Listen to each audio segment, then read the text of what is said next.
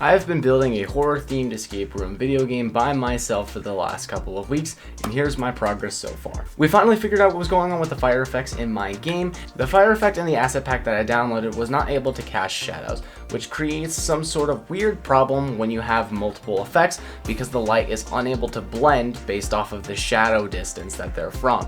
It creates this weird dynamic where multiple lights are flickering on and off at the same point. The next thing that I worked on is creating a journal. Much like my other UI menus, I will have a journal that the player will be able to open constantly and get hints if they need to.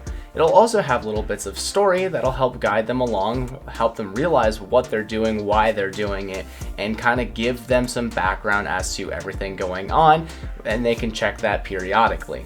I plan on having the journal be updated after they do different games, after they do different puzzles, and they will be able to learn what they need to do next, kind of getting their pointers in the right direction.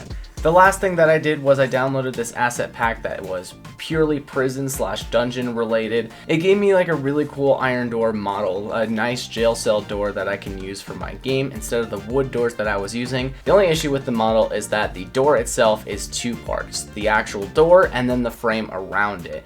But the mesh itself shows just the frame. And I need to figure out direct access to the door in the frame so that I can open and close it instead of just having the whole thing open.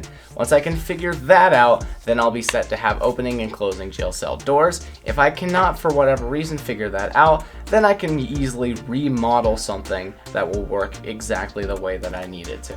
That is it for week number 4. Stay tuned till next week where I plan to completely finish the entirety of the first level.